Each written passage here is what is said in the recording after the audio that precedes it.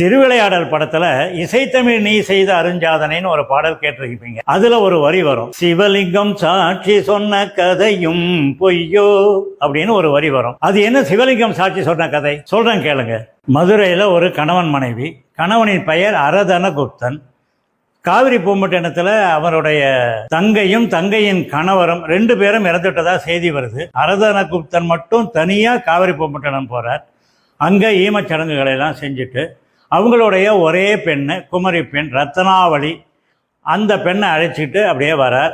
2 பேரும் மதுரையை நோக்கி போகிறாங்க. கையில் செய்கிற பொருள்கள், உணவு எடுத்துக்கிட்டு போகிறாங்க. கும்பகோணத்தை அடுத்து திருப்புறம்பயம்னு ஒரு ஊர். அங்கே ஒரு புன்னைவனம். அங்கே ஒரு வன்னி மரம். வன்னி மரத்துக்கு கீழே ஒரு சிவலிங்கம். கொஞ்சம் தொலைவில் ஒரு கிணறு. சாயங்கால வேளை அங்கே ஓய்வு எடுத்துக்கொண்டு உணவை சாப்பிட்டுட்டு அவங்க படுக்கிறாங்க. ரத்னாவளி காலையில் எழுந்து பார்க்குறா, அரதனகுப்தன் இறந்து கிடக்கிறான். அவனை ஒரு நாகம் தீண்டியிருக்கு. செய்வதறியாமல் கிடந்து கதறா, அழறா. அப்போது அந்த வழியாக திருஞான சம்பந்தர் எதேச்சையாக வரார். விஷயமெல்லாம் கேள்விப்படுறார். சிவனை நோக்கி வேண்டி அரதனகுப்தனை உயிருடன் எழுப்புகிறார். கூடவே ஒன்று சொல்கிறார், இந்த பெண்ணை நீ திருமணம் செய்து கொள்னு சொல்கிறார். சொன்னது திருஞான சம்பந்தர். அதனால் மறுபேச்சு பேசாமல் அரதனகுப்தன் ரத்னாவளியை திருமணம் செய்து கொள்ளுகிறார். 2 பேரும் மதுரைக்கு போகிறாங்க.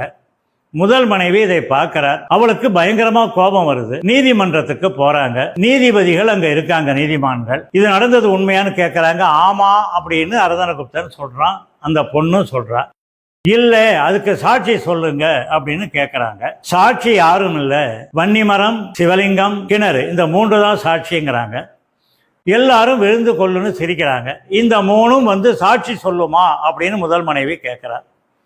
அப்போது அந்த ரத்னாவளி கடந்து கதறா, ஈசனே, சொக்கநாதரே, உன்னை நம்பி இங்கே வந்தானே, இங்கே சாட்சி சொல்ல யார் இருக்கா அப்படின்னு கதறா.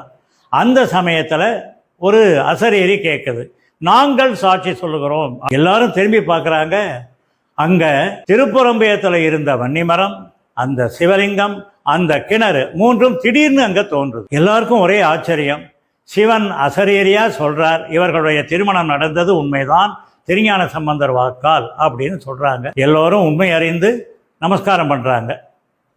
திருப்புறம்பயத்திலேருந்து மதுரைக்கு போய் ஒரு பெண்ணுக்காக சாட்சி சொன்ன காரணத்தினால திருப்புறம்பயம் ஈசனுக்கு சாட்சிநாதர் என்று பெயர்.